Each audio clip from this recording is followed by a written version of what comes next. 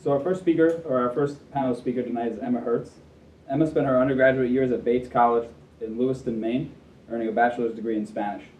Now as the administrator of the Montgomery County Office of Housing and Community Development, Emma oversees the county's approximately $12 million budget to provide a comprehensive, coordinated program that addresses housing, community, and economic development within Montgomery County.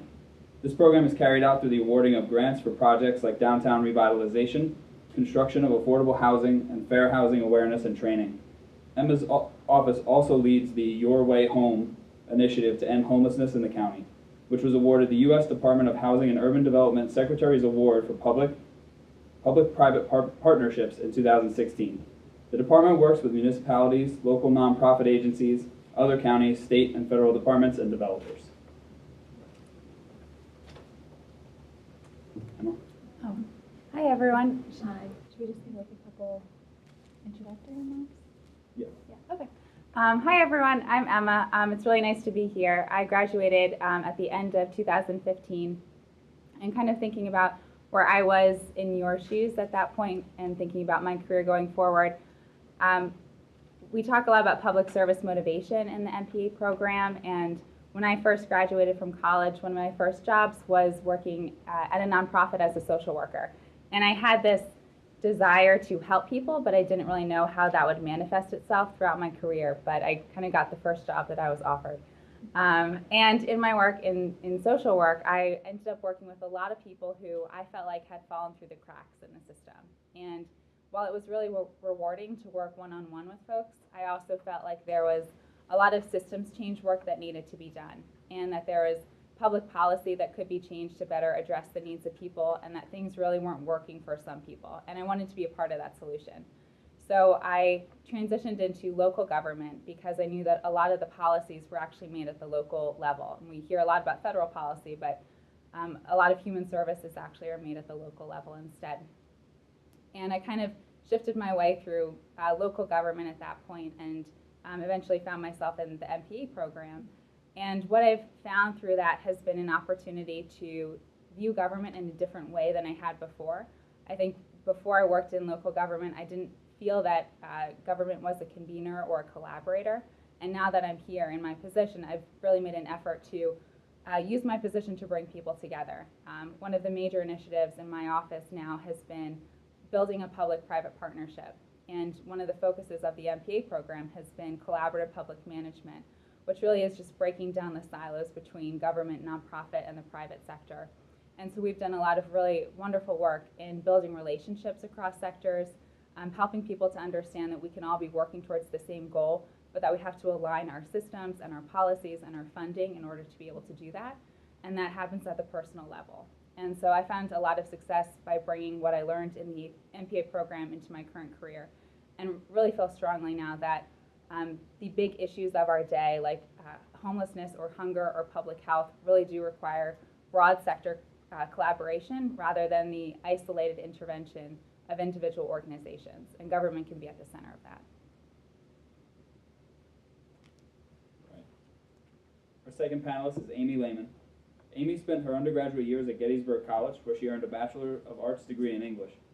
Following graduation, Amy worked at the Johns Hopkins University School of Medicine as an administrative assistant from 1994 to 1995. Gettysburg College as the Assistant Director of Alumni Relations from 1995 to 1997, and at Villanova University, first in 1997 as the Coordinator of Alumni Communication and Marketing, and ending in 2017 as the Executive Director of Alumni Relations. On September 11, 2017, Amy joined Franklin and Marshall College as Assistant Vice President of Alumni Relations and Annual Giving. In this role, Amy is responsible for the development, management, and integration of programs that engage alumni and donors in creative and relevant ways as resources for the college and for each other, in which convert engagement with the college into consistent philanthropic support. Amy.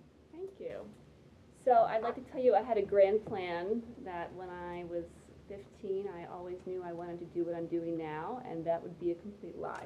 So I always wanted to do meaningful work, and that was the most important thing to me. My mom was a social worker, my sister's a social worker, they've been teachers, my husband's a teacher.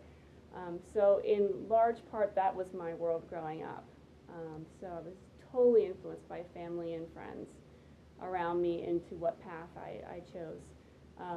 I fell into alumni relations, to be completely honest with you. As a student at Gettysburg, I had worked in that world. I worked in the public relations office as a work-study student. I worked in the admissions office as an intern and a tour guide. I was in the student alumni group. So I had a background with those things as I was finishing up my undergraduate career, but decided I was not going back to my small town in Pennsylvania post-graduation and moved to Baltimore, and my friends and we found jobs. And my second job, actually, was at Johns Hopkins, which was a wonderful experience. My work is in the educational side of the shop here. I actually started the program many moons ago. Father Jacobs could tell me what year I actually started, which was longer than I anticipated to finish. Under the HOS umbrella, Human Organizational Science, and MPA was a specialty within that. So the courses I will talk about today that were impactful to me, I don't know if they're called the same things now, but hopefully we can talk a little bit about the elements that I learned throughout those MPA coursework, including things from public personnel management, strategic planning, organizational, I'm going to mess up the name, Father Jacobs. Structure and theory, yes. Which were critical to what I do now, especially in my role as a manager. And I would say that if you don't have those management responsibilities now, know that your MPA degree is going to pay off so much for you when you do. Because the things I learned in those courses really prepared me to lead today. All right. And our third panelist is Andy Oles. Andy attended Lock Haven University, earning a Bachelor of Science degree in Recreation Management. In his current position as the Parks and Recreation Director with Abington Township, Andy is responsible for analyzing and preparing department policies and procedures in conjunction with the Township Manager according to the policies set forth by the Board of Commissioners. Andy's department maintains over 375 acres of parks and open space while providing recreational opportunities to the 55,000 plus residents of the township. Andy analyzes the public's recreational needs and interests via surveys, oversees the acquisition, planning, design, construction, and installation of recreation, open space, and parks, facilities, and equipment, and researches future park and recreation trends to determine their potential impact upon the community while formulating goals and objectives to accommodate future trends. Andy? So it sounds like a whole lot. Luckily, I started off with the recreation program knowing that I wanted to be part with people. I wanted to work with people all the time. So when I graduated from Lock Haven right away, I started working for the Department of Navy in their Morale, Welfare, and Recreation Department, where I got a real good feel for being able to impact people's lives positively right away. But also I got a real fast learning track on government and the pluses and minuses of it. I was there for 10 years and saw that there was a lot of things that didn't work well. And I'm still not sure they work well. But it was something that I thought we can change this and we can do it. Unfortunately, there was a lot of changes in the world, and I left that base due to closings or whatever and ended up with the township, which went from a federal level down to a local level, and I saw a huge difference in what you could actually accomplish at a smaller level. The federal level is so big that to make a change is really hard, but at a local level, the changes can happen a lot faster. Mm-hmm. So, I mean, 55,000 residents in our township, it gives me a lot of things to change and a lot of people to help. So the things that I learned in the MPA were a lot of the classes which really focused me on the government side. The recreation side I knew that up and down, but now that as my position and as I knew I wanted to move a new position, I knew I needed that extra step of government, and that's what my position now has a lot of that. I have to deal with politicians, residents, boards, commissions, and things like that, and a lot of the classes, administrative communication, networking, and things like that, you use every day. And I'm working with other colleges, I'm working with school districts,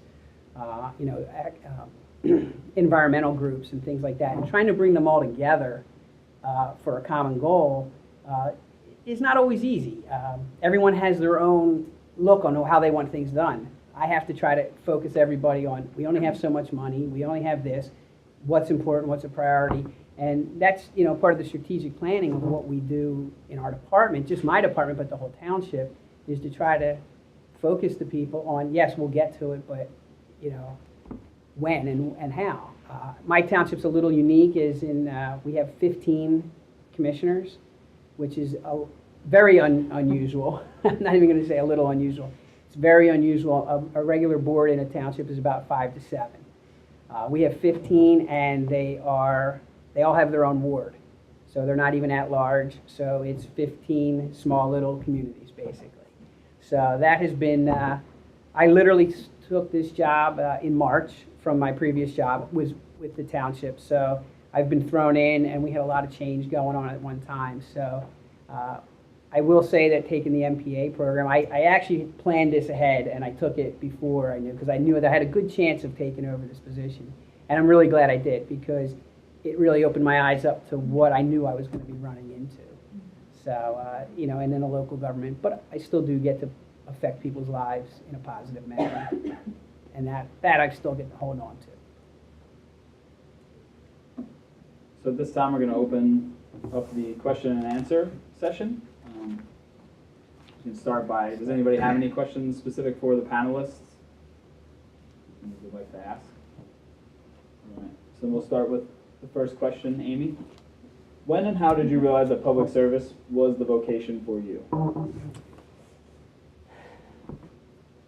So I think that, again, I wanted to do meaningful work. I was not driven just to go and make money or any of those other external factors. I wanted to do meaningful work that would affect my community. So at Villanova, for sure, the element of community and service here was important to me. I think that I should say that I'm not sure I would do what I do at anywhere. I think it's important to align yourself with the mission of the institution that you're working with. So that is why I was at Villanova for so long. 20 years. I am not Catholic. I did not go to undergraduate here, but I worked in alumni relations and rose to be executive director at a place that I didn't grow up at. Because I really did believe in the mission and the values here. The same thing now in my role at F&M. They're doing some really interesting, good work on access and affordability for college as part of the American Talent Initiative.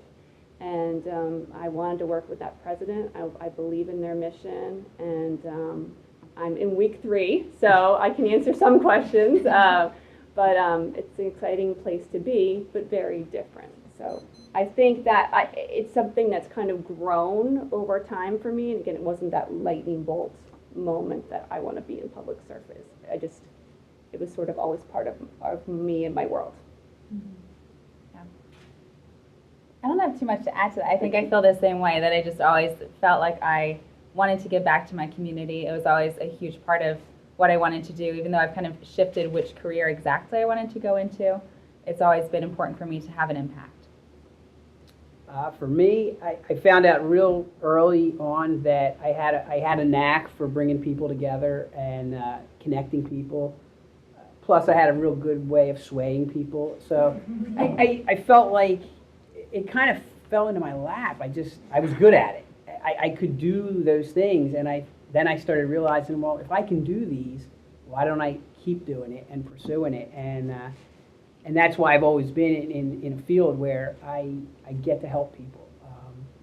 And working, it was never about the money in the beginning or now. But I mean, you'd work 12, 15-hour days, and you didn't care because you were doing something you liked. And in the beginning, it was that we had a great team. We were doing good work, and we saw the outcome of what we did. Especially when I worked for the Navy, that was very rewarding. I mean, I probably would still be there had the climate not changed, but it did. And you saw that you were making a difference. And for me, that was always a challenge for me, and I still thrive to do that. And it's not easy. It's not something that you can't get everyone to be happy. you can't get everyone to do it, but if you like a challenge and you think you can make the difference, that's what keeps me going with it. And every day's different, that's for sure. But I wouldn't change anything, and that's pretty much how I got into it, and probably will stay into it. We'll start with Emma for our next question. Who were your mentors, and how did they influence your professional development? Oh, that's a new question. That Father Jacob's game. That's a good question. Who are your mentors? My first mentor is probably the executive director at the nonprofit that I worked in right out of college. And one of the biggest things that I learned from her was in the nonprofit world, there are always grants and regulations and things like that you have to keep in mind when you're trying to work with people. And she instilled in me the value of doing what was right and helping people regardless of whether the funding rules really allowed us to. And not that we did anything illegal, but we just always made it work. And to me, that showed me that the work was always about the people and that we had to keep the focus there.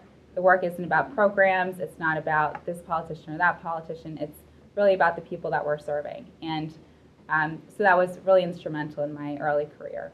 And then since then, I found many different, I would say, women that I have found in the philanthropic community who have really done incredible work themselves and have had to fight for their position, I think, more so than some other folks. And so those people I've looked up to and I've taken to lunch and kind of asked them, how did you do this? How did you get here?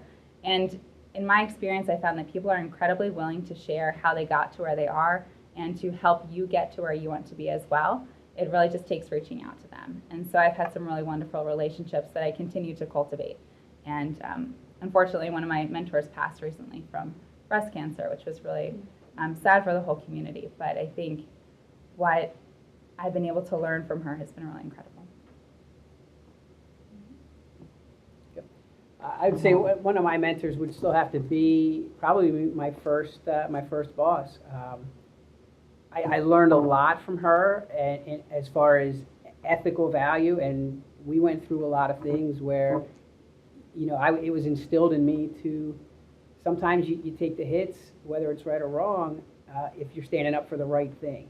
And I saw some things, and I was taught a lot of things on how to just treat people, staff, and everybody that you work with to keep building the team that you want to have.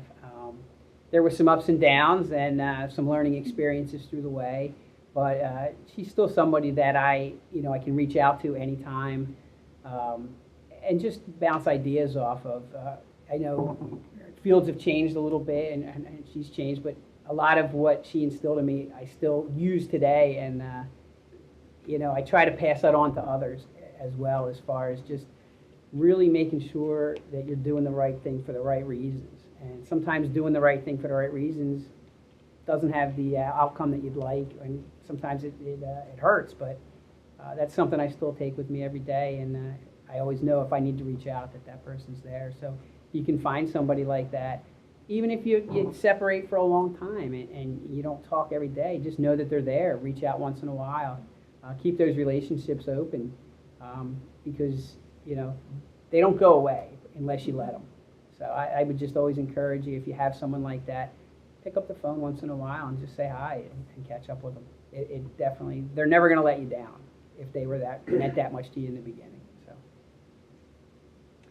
I think one of my earliest mentors does not know he was my mentor. It was the father of one of my best friends growing up. He was the vice president of advancement at Susquehanna University, then at Bucknell, and then went on to a similar role at the Geisinger Medical Center. And what I saw he could do was to do his work with integrity. We're working in a heavy fundraising role a lot of times, but he made everyone feel important, whether it was $1 million donor or a student on campus or anyone else. And I feel like that's an important quality, sort of to Andrew's point. And something I try to do in my work is to make sure that all of our constituents feel valued. So everybody on our staffs, thank them for what they're doing, and also thank our volunteers. You know, our volunteers, we work a lot with volunteers. I'm not sure how much you do in your roles, but we rely on volunteers to really serve as ambassadors for the institution. So it's important for us to know that they're donating their time to us and make them feel valued too. So I think that Mr. Weeder was one of my earliest mentors because he carried the burdens of what he had to do in his job with ease and with grace and with, above all else, integrity. Andy, what have been some of your greatest challenges? Right now, probably one of my greatest challenges is to, I would say, educate some of our elected officials on what we do. And again, like I mentioned, we have 15 very different people, and they have 15 different areas that they call home.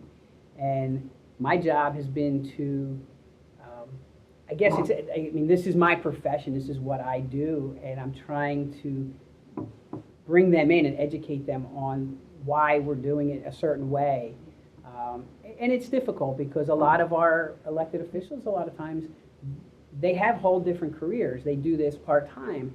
So they look at certain ways or things a certain way. And my job, and it has been challenging right now, and that's probably my biggest challenge in this role that I'm in now, is to try to focus them and educate them in the right way, in the most politically correct way, and not get myself in trouble. So there's a little bit of a dance there, but it's definitely challenging, and so far it's been going well, and I think we're starting to get on the same page with them. Like I said, I have taken this position just recently, probably in March, so I'm a new person from my previous director who was there for 38 years.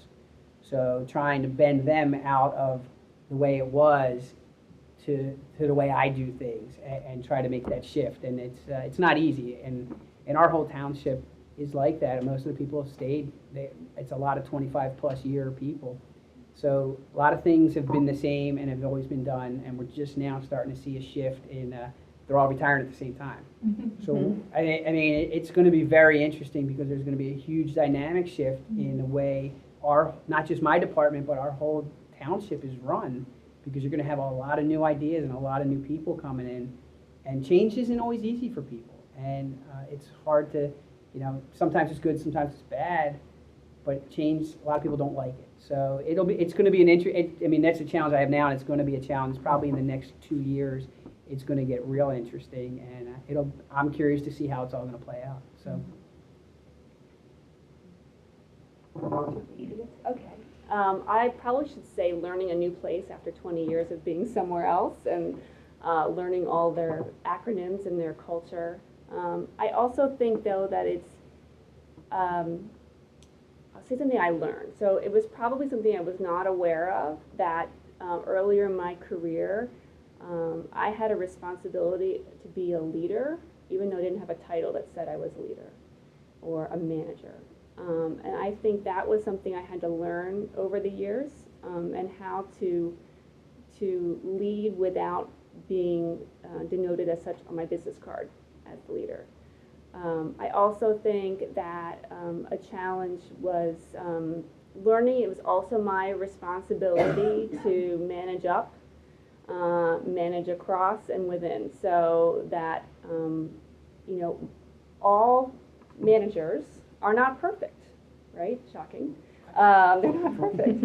Yes, we are. Yeah. And so we all have strengths and weaknesses. And for a long time, I assumed that my manager or those above me on the chain, well, they're getting paid more. That's their responsibility to figure this out. But then I realized that I had to be an equal partner, and making sure that our organization achieved all of the goals that we wanted to achieve, and how could my strengths complement those who supervise me, and how could I learn from them also.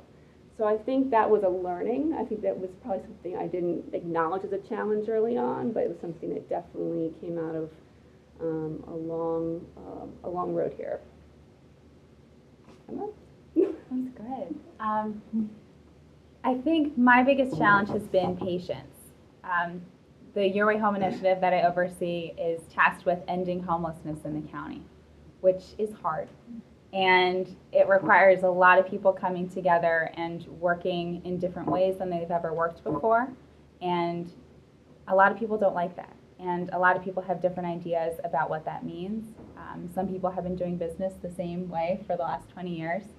And even when you present them with evidence or data about a different way to do business, they don't see that that's the right way to go, or they have their own reasons for doing what they're doing. So for me, I think I'm very passionate about what I do, and I really want to see these things happen and to meet our goal. I think it would be great if there weren't any homelessness.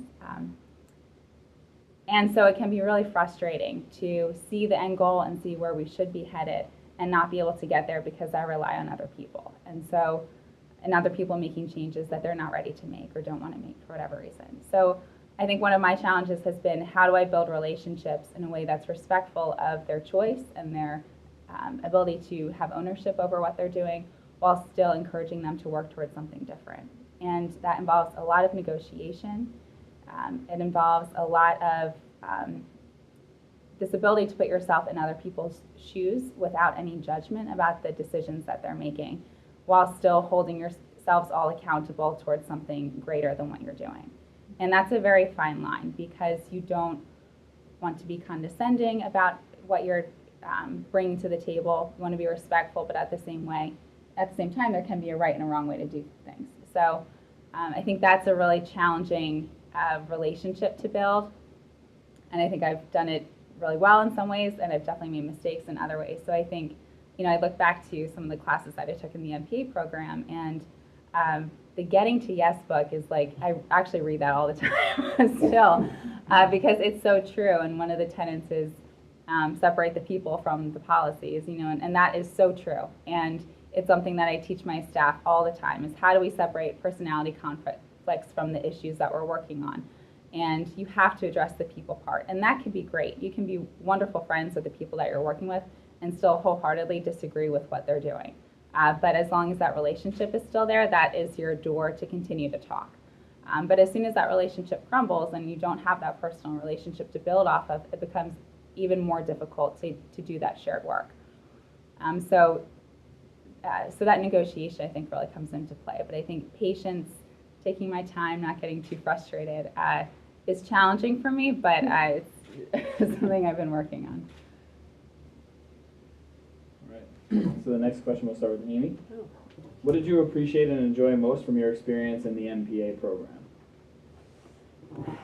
Gosh, first of all, I wasn't in a cohort since I worked here full time and went at night. I'm sure most of us didn't stop and start with the same group of people. But I did appreciate meeting fellow students along the way, and I've kept in touch with several people who I crossed paths with over that time. And I think that relationships are such an important part of this business, that those relationships are crucial.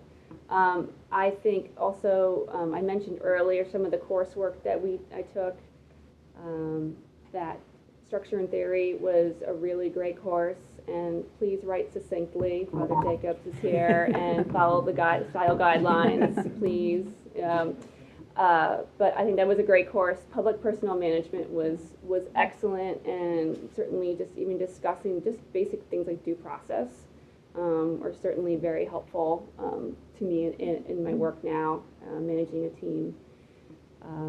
So I would say between the academics, the faculty were always accessible and really smart, and they brought in some really interesting people from the working world too, to co-lecture or help with the one credit classes sometimes. So that was really meaningful to talk to people who had boots on the ground in those roles as well. Bless you. Yeah, there is so much that I loved. I think Public Personnel Management, again, was a really fabulous course. And even before I was supervising anyone, had me thinking about what it meant to supervise effectively, the kinds of things that I could contribute even if I wasn't supervising, and more importantly, the kind of supervisor or manager that I wanted to be once I had that role. And I can say that I've adopted a lot of the practices that I learned in that class in my role now with my team. Some of the other really great ones were effective city management, just because actually practicing negotiation skills was really helpful and really thinking through some difficult case studies. I think I joked at the time that public administration theory 101 was like the worst things that ever happened in government ever. It's all like Katrina and 11, like it's terrible. Horror It's story. terribly depressing. Horror story. It's so depressing, that class.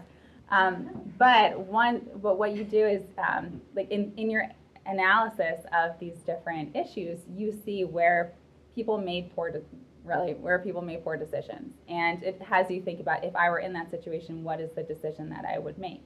And interestingly, there's in my work now, like there's a situation that's happening, and I'm thinking of it as a case study for public administration 101. It's like, oh, I would do that differently, and but I think it's that skill of analysis that helps you break down a situation into its component parts and understand how different theories can be applied in practice. And so I think that's the major takeaway that I really appreciate from the MPA program, was how practical it was, and how, I think even the woman on the video said it, I learned things at night in class, and then the next day I was using them in my job. So it's incredibly hands-on, and I really do appreciate the faculty for ensuring that that's a part of the program.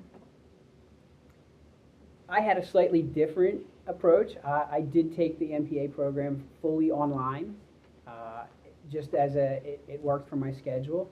And I will say, not being in a class, the online program brought all the same things to it, the faculty. But the other thing too was there was so much interaction with your fellow classmates. And we had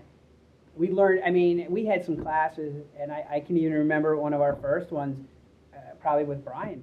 We had people, we were talking about, let's say, Katrina. We had people that worked for FEMA that were there. I mean, we had so much talent on that online thing that sometimes the class just, it took a whole life, because there were real life things going on. And it's stuff you can't necessarily learn from a book, but some of it you can. But when someone says, I was there, I did this is what happened, this is what we did, it really brings a lot to light. But the public person, I mean, if you work in government, or if you work for a municipality or something, or anything really, you're going to manage people. That's what your goal is. And those kind of classes help you pick, how are you going to do that? What kind of person are you going to be? What kind of leader are you going to be? So those were always big for me. Administrative communication. A lot of what I do now is communicating. It's working with different parties and stuff, and making sure you are communicating correctly, and you're getting your points across in the right way, so you can get what you want, or you can sell what you need to sell. But the online program, it was tough to get into in the beginning, because I wasn't sure how it was going to be. And I believe it or not, I met friends, and I still keep in contact with them, that I only met one time, maybe at graduation. People came around, but when we met, you knew that person. I mean, that's how interactive it was, I would say, on the online. And again, these are people, township managers in other states, that I could probably call up and say, hey, I have a question for you, and it would be pick right up. So even though it was a far away thing, you still had those relationships. And again, it's still very important to keep them. But yeah, I had a little bit different track, and I think it was well worthwhile. And the programs, I use a lot of the stuff from different programs. Sometimes I don't realize it, and then you go, that's where I learned that. And Michael, I can say that even though we're in different parts of sort of the umbrella industry, I think strategic planning was, an invaluable course. Financial management, and again, the titles might be different now, but they're the same. Okay. Dr. Whelan's here, so I'll give a shout out to some of his courses. And actually, it was very interesting. I remember, and I can't remember which. I had a few courses with you that we would bring in articles and talk about, whatever we were studying and how it applied to the article. And just for us to pick our heads up from our jobs and our schoolwork and see what was going on in a Philadelphia community, I think was really helpful too. And see how sort of what we were learning applied to our greater communities was really important too. Yeah. I would say too that I feel like I became more intentional about my work, because I was more thoughtful about how I went about doing it. And so instead of just like rushing headlong into the next project or into managing or whatever it was, I felt like I knew what I was supposed to be doing, and I could be thoughtful about how I was planning my actions and my words and my communication.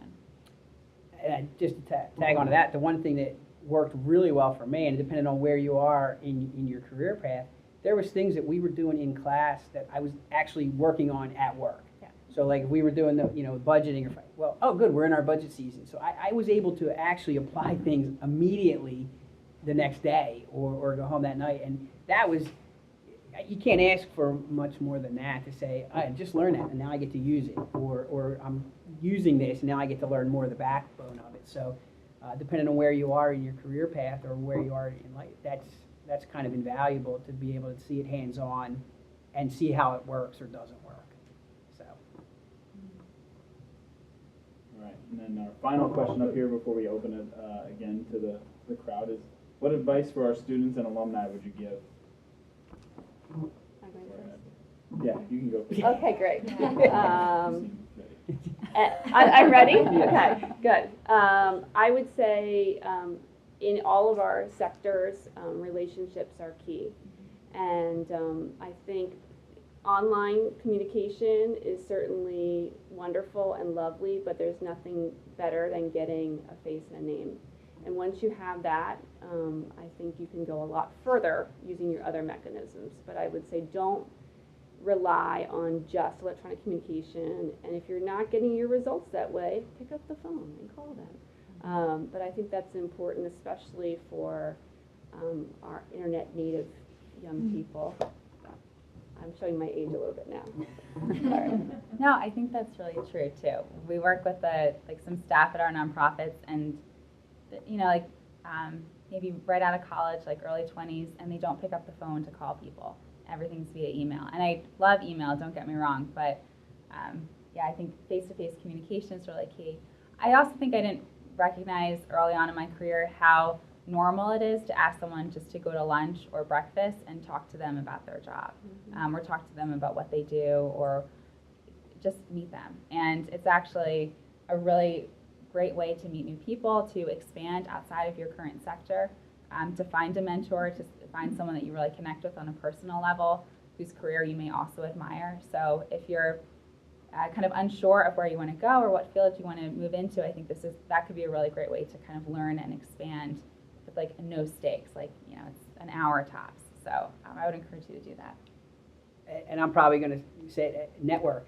Get out there, go to conferences, go to seminars, go to things where people are there that are in the like sector, even if it's not exactly the same sector.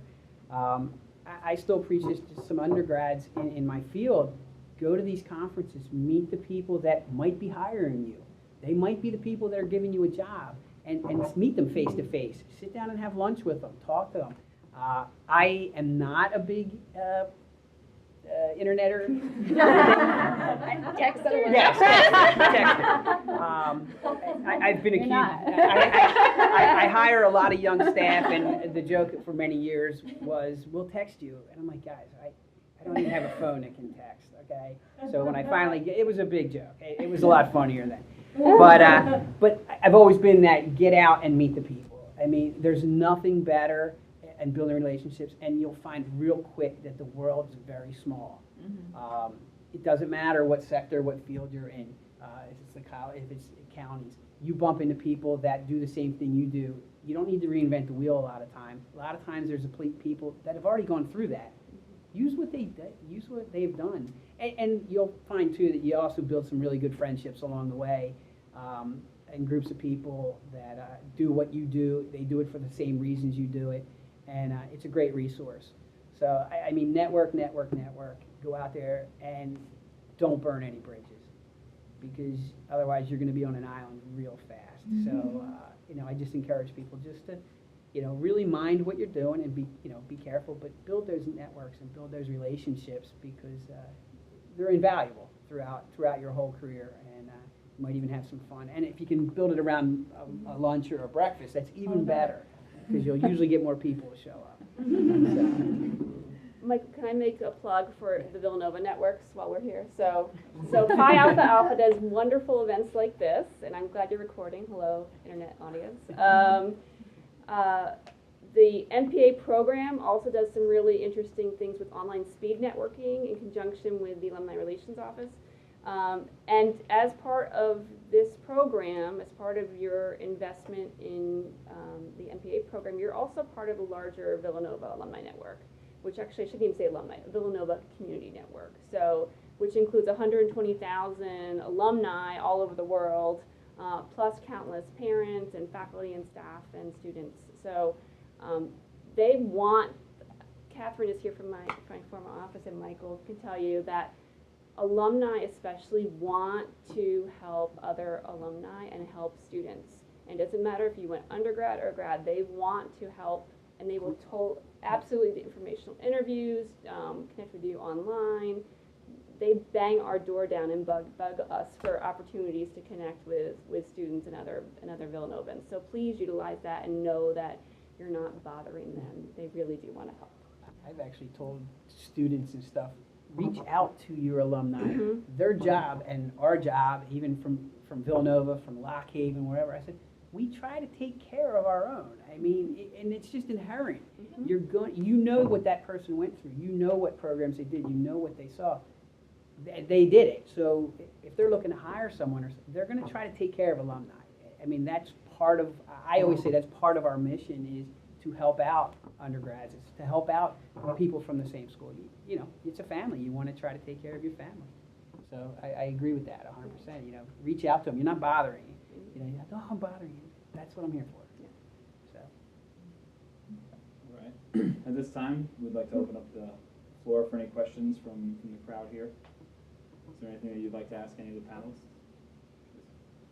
Maybe just a particularly rewarding experience you've had in your career, and what role, if any, the MPA program played in that instance?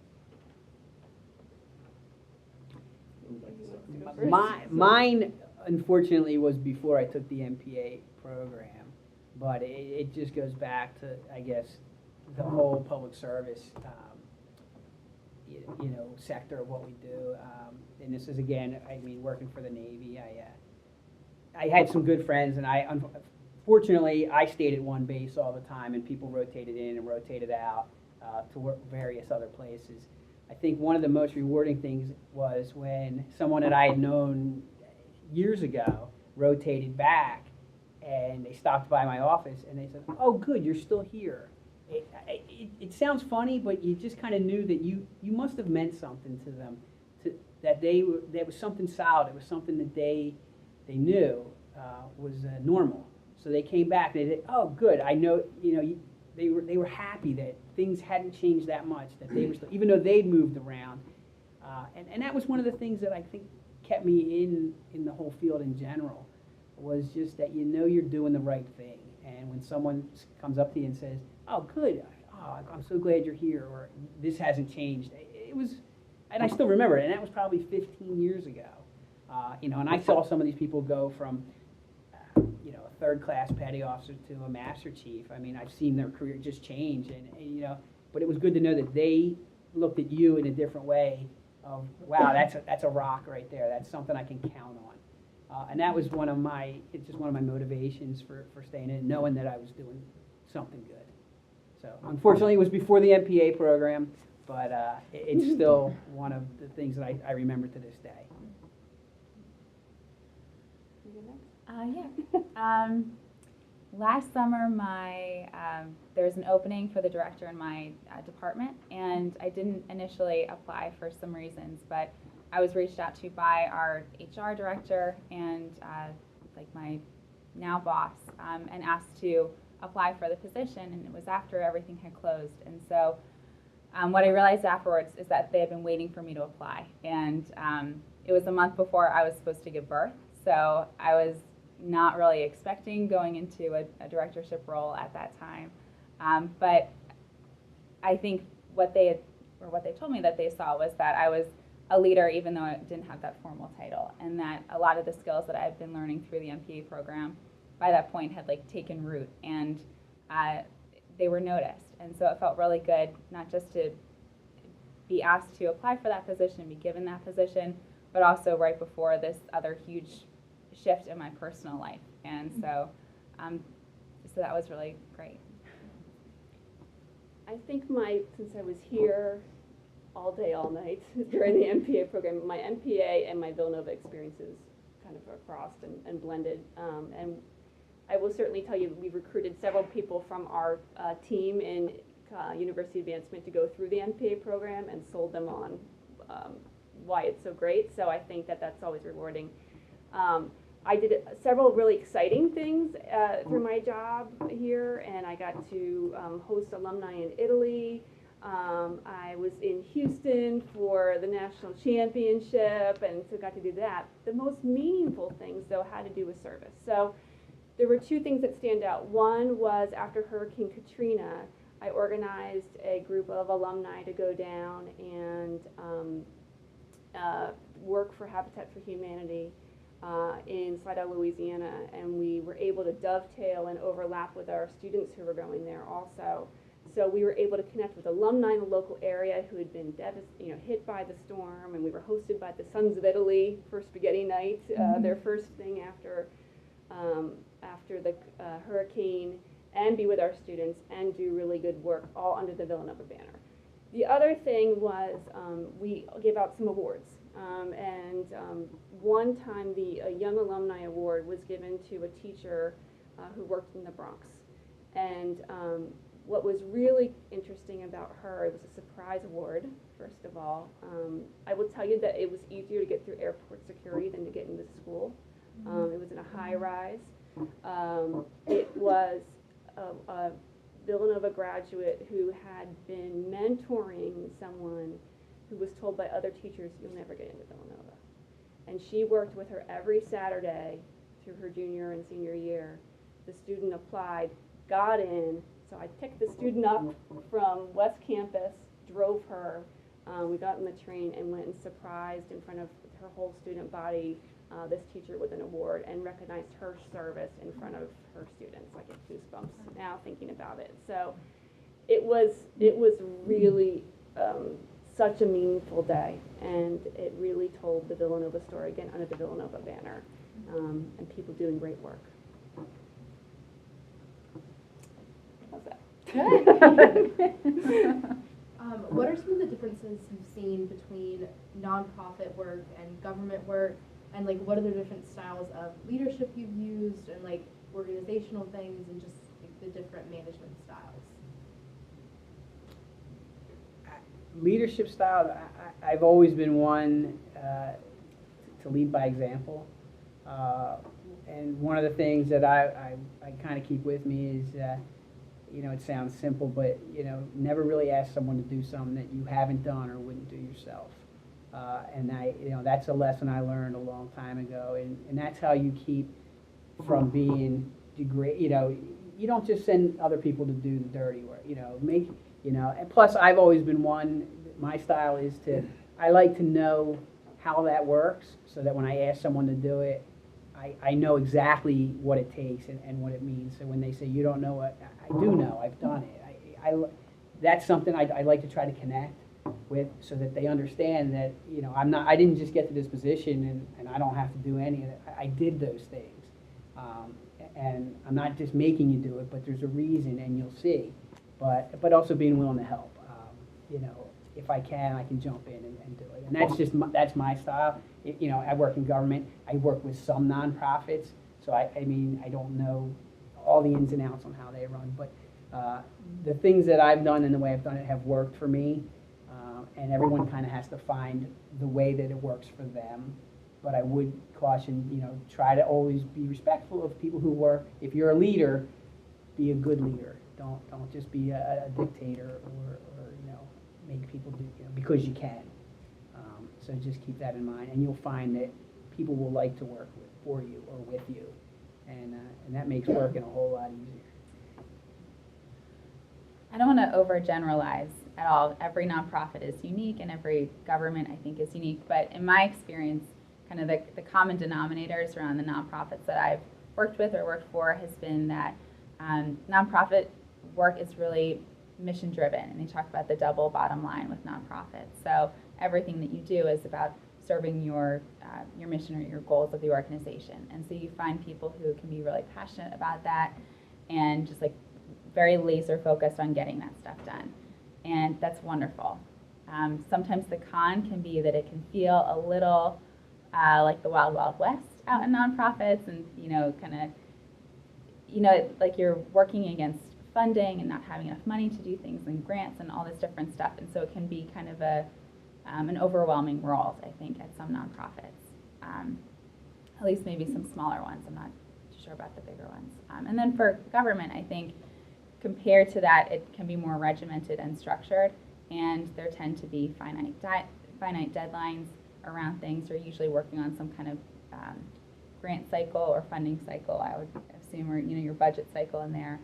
And it's a lot more political, even if you're not an elected official. You still are working within a political body, and so that has some challenges in and of itself. And so I think that's where that negotiation comes into play a little bit more, and understanding how to be really diplomatic and presenting facts in a really nonpartisan way, but also still, like you said, if you're an expert in this, you're an expert. And a lot of the work that we do now is, policy is kind of a mix between expertise and partisan leanings, I think. And so it's kind of navigating that line there. I think I agree with you that every place is a little bit different. I think that where I've worked, things have worked best when there's shared leadership, shared responsibility, and shared vision. So if people on the team don't know why what they're doing is important to the larger goal or cause, it can feel much less inspirational and meaningful. So that's where I think most good organizations flourish, is where everybody knows how their work day in and day out supports the greater goal and are thanked and are recognized for that work. I think what you said earlier too about it's not so much about the work itself, but the workplace. And I think it really does depend on the organization that you work for. Father Jacobs. I have a question for Emma. Send a picture. Describe to me that thing on the right. So my team likes to get a lot of ideas off the internet about how to do our work more efficiently. And so we stole this idea. It's called a Kanban. It's a Japanese organizational technique. And actually they use it in like programming and software development a lot. And so the idea is that you start on the left-hand side and you identify the work that needs to be done.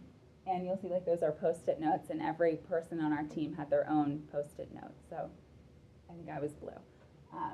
So you start on the left with the to-do, and so you write down, like, I think we did this as part of a strategic planning project. And so we had all of the projects that we wanted to take on over the next 6 months kind of laid out. Everything started in the to-do column, and then as we completed them, if we were planning them, developing them, testing them, deploying them, and then we were done, they kind of moved over. And so it was a way that we were testing out to see if we could have our team members kind of work more cohesively together, so we could kind of keep track from a macro level of where the projects were and what the status was, and kind of infuse a little bit of fun into the office. So do you keep this up all the time? And you just keep moving things, or was that a finite period Yeah, of we time? don't, in full honesty, we don't use it anymore. But it's really hard. We've tested, like we've experimented quite a bit with different project management stuff. Yeah, it's like I think, yeah, the idea was that you wanted to get everything all the way to the right-hand side, or you like take stuff off and then like add new things on. And so it's just very dynamic. And there's online mechanisms for this as well. So it was cool though. So, Yeah, it was it fun. got everybody involved. Yeah, and as a manager, it was nice for me to come in and just visually be able to see like, oh, green is all done or blue is not, and that kind of thing. Is there any other questions?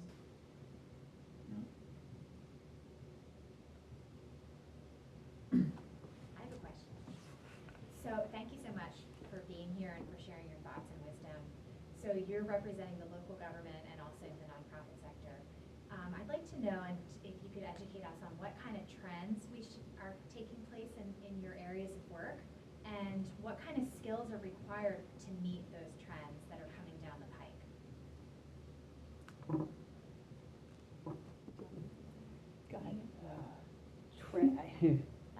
Trends, you're starting to see, I know, and again, I'm speaking just from my township, but you're starting to see people taking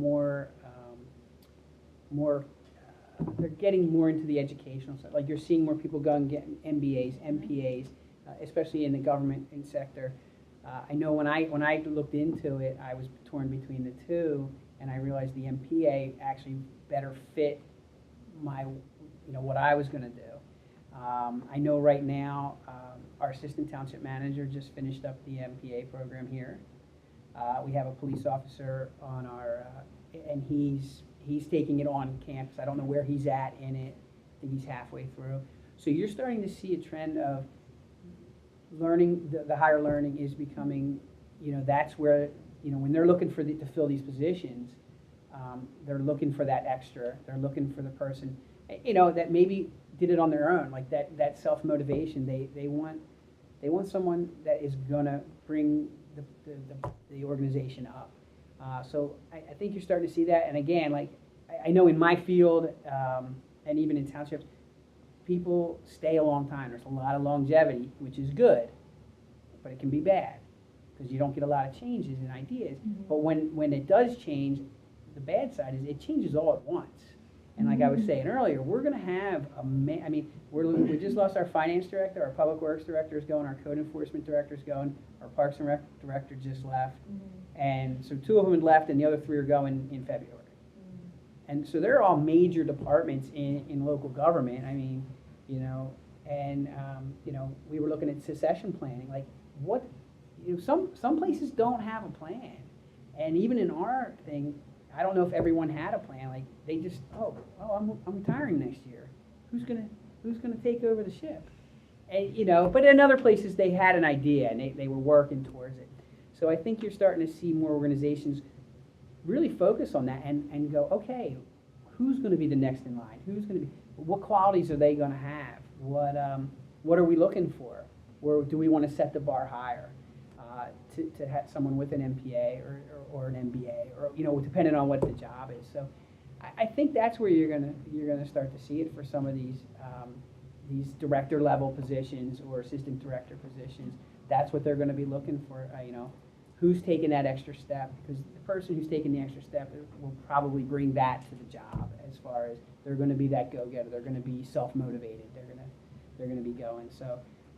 Again, from my personal experience, that's kind of the writing on the wall I saw 2 years ago, and that's why I kind of did what I did.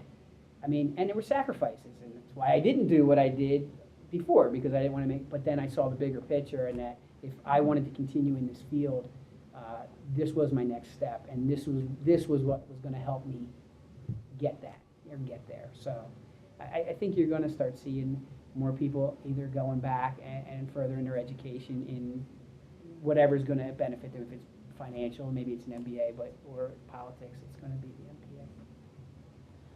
MPA. I think from the government side, one of the major trends is restructure, integration, and doing business differently. And if, at the state level, the Department of Health and Human Services is undergoing a restructure. In Montgomery County, our Office of Health and Human Services is doing the same, and it's all under the banner of increased efficiency and collaboration. And so that does mean shifting organizational charts, shifting the work that's done, putting people in different offices. And I think to be successful in that, you need to be really, you can't have any ego about what you're doing, and I think that can be a challenge sometimes for some people who have been used to doing business a certain way. And so that really does mean an ability to put the organization and the people that you're serving before yourself. I think it means that you have to be creative about how to look at issues differently. You have to be flexible and adaptable, and you have to be a good communicator. From the nonprofit side, I think we're seeing an increased need for people who understand data and outcomes and how to analyze the work that they're doing and really demonstrate the impact that they're having on a community. Funding's really tight, and it's only going to get tighter, I think, from everything that we're seeing on the policy side. So organizations and nonprofits really need to be great at showing the impact of the work that they're doing and why they're doing it well. So people who understand data and know how to analyze data in the nonprofit world is a really critical skill. And then finally, I'm coming off of hiring 2 new staff and interviewing by over 30 people for those positions. And one of the major stumbling blocks that we saw even with paper qualified candidates was an inability to communicate effectively when in an interview setting in particular. And so people had really good resumes, a really interesting work experience, but then in the interview setting, they couldn't communicate effectively. Things like they didn't even look you in the eye, or just like very basic stuff. Like one guy had his sunglasses on his head, another woman didn't even know what job she was applying for. It was crazy. So, but like the common denominator was like being prepared and being able to communicate and tell your story succinctly and effectively is really critical. And so it's not just can you do the technical work, but can you communicate it back. So, you know, as you guys are preparing for interviews, I really do encourage you to practice and to have someone give you feedback, because that is like a make it or break it kind of thing in an interview. I'd say that too, and research wherever you're going. Know something about the organization. You don't need to know everything, but know about the organization. Understand where it is, where it's located, who it serves, what it does. You know, bone up on it before you get there, so that you can talk intelligently about whatever it is. And if you don't know the answer, don't make it up. Just, you know, that's real interesting. I think that's something I need to look into, because there's nothing worse than someone making up a story when you know it's not true. So, but research the places that you go and know something about it. If that's where you want to work, you should know about it anyway. But don't be afraid to not know everything either. We can share funny interview stories over drinks in the back at the end. I would echo the need for analysis. Data analysis is a huge part of my side of the industry right now. I think tying experiences, so whether they be for volunteerism, for philanthropy, to people's passions and not necessarily what I came to ask you to do, is going to be important. So I want to make sure that the people I'm working with are getting the most out of their connections with the institution in ways that are important to them. And I think if you have any interest in like social media or online engagement or anything in that realm, you know, helping us communicate in an increasingly busy world is crucial. So how, like, you know, cutting through the attention economy, you know, and how do you get to people, and email is not the answer anymore, and I'm not sure it ever was, but that's not the only avenue. And how do you, through analytics and through some other things, you figure out how to get different constituents involved with your organization. All right. Well, thank you all for coming and attending tonight's event. We'd like to one last time thank our 3 panelists. Thank you for your public